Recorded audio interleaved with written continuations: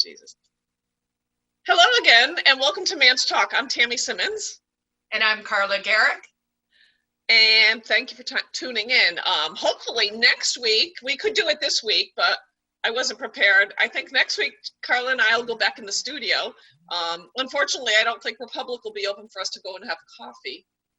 I don't think they have enough outdoor space, but maybe, so I'm going to give you my 2 cents on, not on whether or not restaurants should or shouldn't be able to serve, blah, blah, because I don't know, and I feel like I'm batting my head against the wall. I know that must be how you feel, because I know this is bothering you more than it is bothering me, just because I keep ignoring it. I've got like this tinfoil, I can't do it mental hat on. But I was thinking about the restaurants downtown. So whether we like it or not, if the restaurants are able to open with outdoor seating, right? That's great for places like Murphy's or the Crown or the Farm that have outdoor patios. But it does kind of stink for places like Mint Bistro or Republic or Picola, where they don't have outdoor space. So what if Manchester loosened the restrictions on outdoor space and allowed those restaurants not only to use their entire sidewalks, but perhaps even the parking spots in front of their businesses for the time being? Maybe we just don't have parking on Elm Street for a while, or on different streets where there's restaurants, so that those restaurants can take advantage of that outdoor space and be able to start their businesses back. Right? Like, is anybody in the city government thinking about the businesses and how they can help them? Or are the city government is 100% not thinking about the businesses and how they can help them, because, they've now decided that they can pick winners or losers. They're going to tell you who can cut your hair when. They're telling you when, and that basically is the problem with all of this. Tammy and I were talking before the show started, so she knows my frustration level has, peaked, and it's just I don't even want to get into it, because I am at this stage where I'm just like, you know what, they did it wrong from the start. There's nothing they're going to do that's going to make anyone happy. I hope that every single small business owner and taxpayer in this state actually just refuses to pay their taxes. That's what I hope. If I seem distracted at any point during the show, it's because there's a tree guy that was supposed to be working on ropes while we're doing this, and I see a saw moving, so it might catch my attention. I do want to bring in Victoria Sullivan. She did a little Facebook Live thing this morning about school spending, and I thought, we haven't talked to Victoria in a while, so I am going to add her to the mix, and she should pop up any moment now. That's Victoria. Hello. Hi, can you hear us? I can. Can you hear me? I can hear you too. How are you? I'm frustrated. How are you? There you go. You and Carla can both be frustrated. I'm frustrated too, but I have like this mental aluminum hat that I keep wearing that is just focused on gardening and sewing and cooking, because I just don't have the space in my brain right now to be that frustrated. Yeah, we've been doing yard work and cleaning, but once you clean, there's nowhere for you to put the trash. Right. Well, so I wanted to bring you in because I know you had some thoughts about school spending and whatnot, but Carla and I had been chatting. So before we started the show today, I went out to drive by the Amoskeag Bridge homeless camp facility, campground, don't know what to call it. And from what I could see, there were at least 17 tents, and we are talking, some of these tents are those big 3-4 room tents, 4 porta potties, whole little encampment. We're not talking about a couple random, the upside is they're no longer near the Granite Street stretch, although there is still a commode there that apparently somebody left behind. And Carla, you were saying when you were walking along the Piscataqua Trail that there was a lot of homeless tents and whatnot. So I'm curious about that. Yeah, so I went out on Saturday, I think, or Sunday, maybe, whenever the weather was nice. And I walked the Piscataqua River. So I parked, near the not at the ice arena, but the one on Electric Street, and then walk from there. And you can go over the pedestrian bridge to Goffstown. but I do the big loop. So I go on, you know, sort of parts of the trail that are a little more off the beaten track, but frankly, that whole area is well used, well loved. A lot of us who live in the neighborhood and pay property taxes, you know, we go there and it's great because you can take your pets and whatever. So in the past, I would say months, we have seen a development of several tent cities. And, you know, to be fair, when I say a tent city, I mean more than one tent. So when I was out, you know, I'm at the stage where I'm now carrying my gun again because, you know, you're in the woods and you don't really know who's about and what's happening. There is an incredible amount of trash. And so I had made a decision with myself. I was like, you know, when I go out there, if I see people, I'm going to engage them. I want to talk to them. I want to understand why they're there and maybe what we can do. Like, how do we solve these problems, right? So the one guy, you know, mid-50s, looks like probably has an alcoholic, a drinking problem. I mean, I'm just speculating, right? But he's right down on, you know, the nice beach area where, you know, we would usually kind of go put your feet in the water, whatever. When you say the beach area, do you mean right there on Electric Street? So you know where the pedestrian bridge goes over to the sports field? So to your side, to Varney's side? Oh, that beach. Okay. Yeah, so not the main one, but there's a little one just on the other side of it. So right there, like in the water, where to be honest, where my blue crane usually lives, which I haven't seen this season because now there are people, you know, down there sunning themselves like walruses on the banks of the Piscataqua River. Okay, fine. So that guy I didn't talk to, but I was annoyed, and he didn't even really seem conscious that there were people around, or you know, there was trash, there was whatever. But then as I walked up towards the hydroelectric park, I ran into another quite a large tent, a large camp. It had been macheted, trees had been taken down. There's like a little, you know, area, and I could see the young man through the tent flap. And so I stopped and I was like, hey, hi, dude. You know, we introduced ourselves. We talked for a while. You know, his story was he lost his job, then he lost his apartment, then he got injured somehow. He's hoping that he and his wife, she was in the tent, but I didn't see her.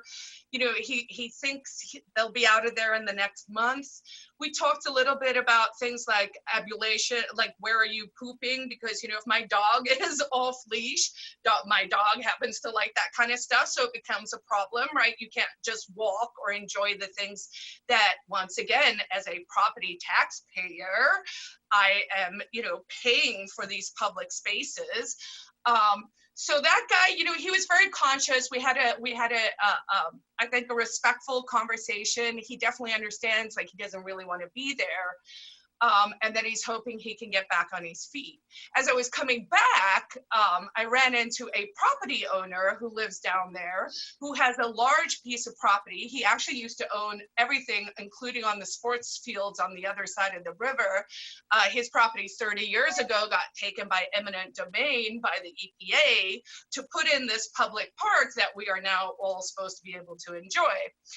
He had some choice words about the situation down by the river, including that he puts up posted signs saying this part is public property or private property. So in talking to him, it was very interesting, right? So his position is, this is my private property. I don't want them in tents on my property. Fair and enough. They are in tents on his property. So he's upset about that. I fully get that part, right? As private property owners, you should be able to say you can't be on my land, right? But he's also like, he doesn't really want to call the cops. So now he has to, you know, go down there by himself. He's elderly. His wife doesn't like the idea that he's down there trying to confront these people, you know, and he's just kind of like, well, can they at least get off my property? But then me, as someone who uses the park, I'm like, that's great. Now they're off his property, but now they're on the public property. And now we just have this problem. And then on top of that, in Joyce Craig's entire wisdom, has decided to create this homeless camp under the Amistad Bridge, which, you know, is just, I don't even know what to say at this stage. That's Craigville. She's created Craigville. Remember Hooverville? Well, now we've got Craigville. And the situation with the homeless, Oh, Carla, we should have had coffee because I just did a whole Facebook Live about how frustrated I am by everything in the city. And my poor dog was in my lap trying to calm me down because I was like so upset. But this homeless situation was something we discussed last summer Right. over and over again. And just like you said, I was down the trails talking to people, in the parks talking to people. And it's not one homeless crisis, right? You've got people that are suffering from addiction. You've people that have alcohol addiction, drug addiction, mental illness, people like the gentleman that you spoke with, they're just in between places. And we're going to have a lot more of those people by the end of this situation. And instead of addressing that, she had a task force that, from what I can tell, did nothing. She hired another employee that, from what I can tell, did nothing. And instead of addressing this situation last year, it was never addressed appropriately. Businesses to start off, so it's affecting property owners, but last summer we were talking to business owners that were down 3% for the year so far because of the homeless situation downtown. So then they come into now that was by the summer. I imagine by the winter it was down even more, right? Well, So then and then they were like, hey, let's just shut down your businesses for months on end. Right. You know, that'll help as well. Right, but those businesses that were already struggling, had the downtown situation been corrected, and those businesses would have been in a stronger position going into something like this. So they're actually behind a lot of other cities as far as businesses go because they were already behind, right? So Portsmouth's a great business last summer. Yep. They have a great city. They know how to do things. Manchester was already struggling before this happened. So yeah, the homeless situation is everywhere now. Like I've got people up in the North End calling me because they have camps on the river in the North End and they're very close to their families. So we don't know if these people have COVID.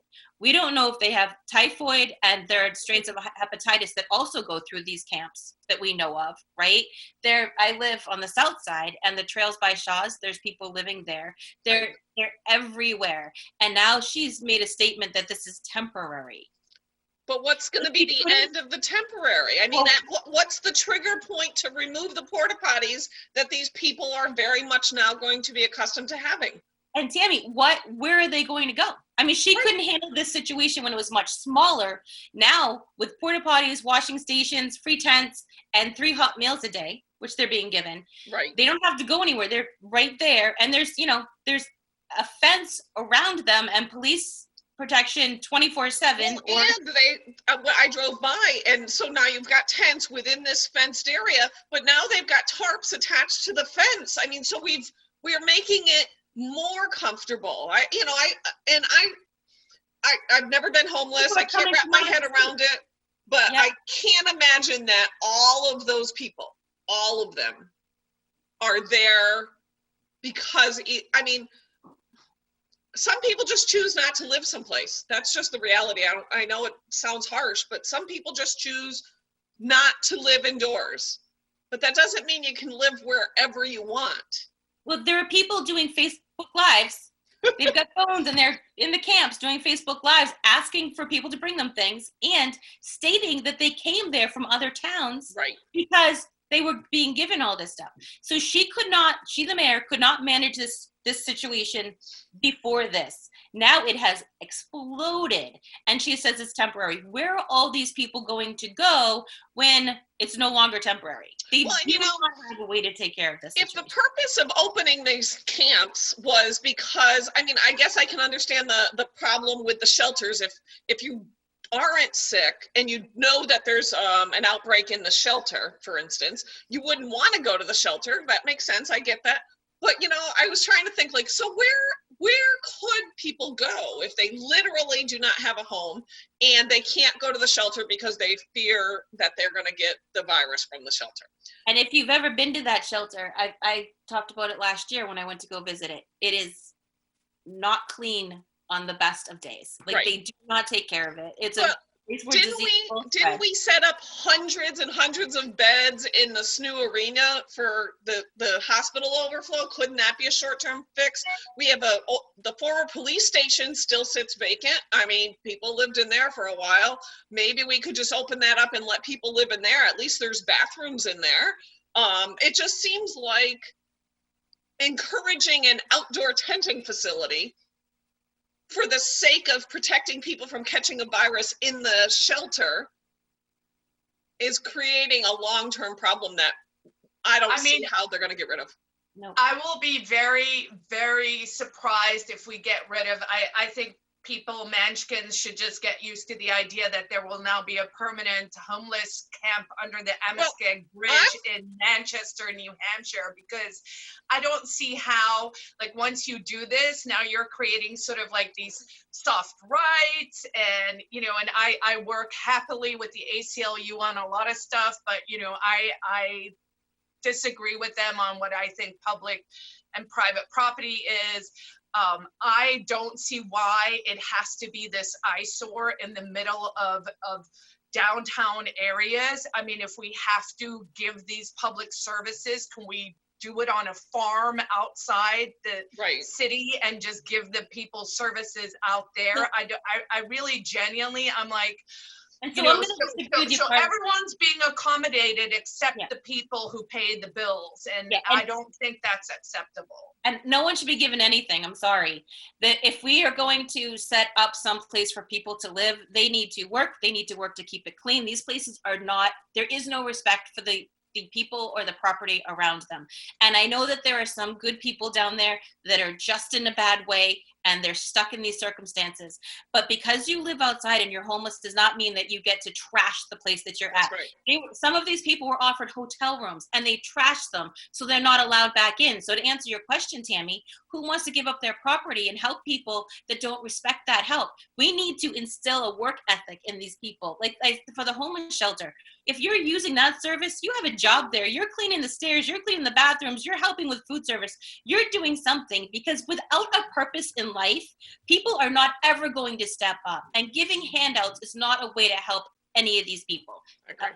You can see where I'm at. And I mean, we know out of basic economics, right? Like all three of us understand the concept, whatever you subsidize, you get more of. And this was something that Tammy and I talked about, and actually Victoria, when you were running for office last year, and I genuinely wish you had won. You know, I mean, maybe you're happy you didn't because we couldn't have predicted all of this, but you know, if we're sitting as a different city under this, honestly, if I had won and if we had elected certain people to the boards that would have been helpful too, I think that we would be we definitely would have been more transparency. I would have been the kind of mayor that is out there talking to the people or available to the people all the time. I wouldn't have disappeared like she does. I do a Facebook Live every day because Tammy actually recommended it, because I was doing them and she's like, why don't you do this every day to stay connected to people? And you know, I got to a point where I'm like, people must be tired of hearing from me. Nope. And then I get messages from people that I don't even know that say, can you please keep going? Because it makes me feel connected. It makes me feel like someone's listening. It makes me feel like there's some kind of normalcy. So that's what you have to do as a leader, is be there for your freaking people. And she's not. And there is no leadership in this city right now. Every department is doing what they want to do. There's no one steering the ship. So what kills me is not only no one steering the ship. I mean, we haven't seen not one employee of the city or the state has been furloughed or declared non-essential. Not only that, everyone is getting buku bonuses and more money. And you know, if we look at how all of this shakes out, someone's getting royally screwed, I think I'm allowed to say that, and it's the responsible people. And I think we need to say enough is enough, and we need to elect the right people who can actually solve these problems. Well, what were you saying about the school budget, Victoria? Yeah, exactly. That's where I was going. So our enrollment is declining 14%. And I'm going to hat tip to John DePietro because he did the numbers. I find it very frustrating watching these meetings when I'm, you know, sitting on a couch and I can't actually be a participant in them. And, you know, public comment is not allowed. So John DePietro did the numbers last night. We're expecting a 14% decline in enrollment. I think the numbers are going to be higher just based on my conversations with people who are not going to send their kids back to school now that they've seen the curriculum, now that they know what they can actually do as a parent to help their child, and with so many online resources. I think that we're going to see more of a decline in enrollment. They want to increase the school district budget by 15%. No other business does that because they know that it puts them under, they can't function that way. So I'm completely disappointed in the superintendent. He's not, when we interviewed him, I thought, I think he's going to be okay, but I did have some red flags go up when I spoke to him personally. Like, he'd get a great speech, but when I spoke with him one-on-one, I was like, I'm not sure if he's actually the person he's presenting himself to be. And now I'm starting to see that he just wasn't. He's so far not a strong leader, not good for our city. And their school board is not representing the people at all. They are not, between the teachers' contract that got snuck in at the beginning of all this crisis to the 15% increase when people don't know how they're going to feed their families. They're not going to be able to pay property taxes. We have businesses who will be paying taxes. What is meals and room tax going to look like for this city? She has acknowledged a deficit, and then she's going to increase spending? Well, that, and not only that, they're going to, small business owners and business taxes are slated to go up by 12%. I know. Because they negotiated a terrible bill that said that, if we don't make X amount in tax, then we're going to punish the people even more. So and the governor is trying to swap that away so it doesn't actually go into effect. But look at what the Democrats have done during this cycle. And I hate to be partisan about it because it takes all of us to fix a problem. But under these circumstances, I will say, whether you agree with the steps the governor has taken or not, he has been transparent. He's been out there for the people. He's been talking to people. But the Democrats have tried to hold up the federal funds that are coming back to this state by the taxpayers of this state, right? Tried to hold them up. They've sued the governor twice. They're in the second lawsuit with him. He had $26 million that was coming to Health and Human Services to help with the homeless situation, to help with people with addiction, to help grandparents who are now homeschooling or remote schooling their children, their grandchildren, and they are trying to hold up that money. So these political games that are happening are absolutely unacceptable under these circumstances. And if we don't start pushing these party lines apart during a situation like this to help everybody, not only is the city in trouble, but the state is in trouble. Oh, the state is already in trouble. I mean, I quite frankly, I don't think America is going to be the same, but I 100% don't think New Hampshire is going to be the same. I mean, we basically decided we're some backyard to Massachusetts, and nothing that makes the New Hampshire advantage, which is, personal responsibility, taking care of your own business, making sure you're taking care of yours so that you don't have to be a burden on someone else, and being like responsible, decent human beings. Like, that's just all gone out the window. Now it's just a free-for-all. I mean, everyone's just trying to get their money, their hands on that $1.25 billion. And, and we can see where they're paying for votes. And you can see it with, an extra $300 per week here and there and there and there. And where is the relief for all of us? No, we're just expected to suddenly accept that we have to be surrounded by like homeless camps in danger and all of that, and we should just keep on paying. Well, you know what? No, thank you. Yeah, but the homeless camps, so the alderman, just so people know, the alderman did not have a say in any of those camps. The mayor went to Health and Human Services at the state level, got the money and set it up. They did not know what was happening. They did not have a say in what was happening. And they were just as surprised as everybody else. So that is not how government is supposed to work.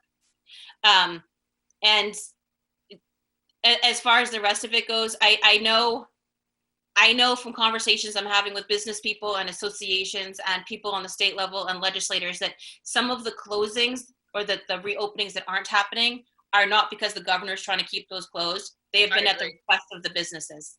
Well, that's because they know, because of the benefit that's being paid and the moral hazard that was created by giving all these doles and benefits out to people. I understand everyone's trying to make a good situation better, but there are fundamentals like liberty that actually, if you adhere to that, you will have a better outcome. And because we decided that the nanny state knows all and they don't, we see the knock-on effects. So yeah, these businesses, I mean, if I had a restaurant, I wouldn't want it to run at 50% because one, your employees don't want to be there because they can make more money on the dole. And two, you can't actually make a profit then. I mean, it just doesn't make economic sense. And so what we're seeing is when you take away control and decision-making from the person who needs to make the decision, you will just get bad and worse outcomes. And you know what, guys?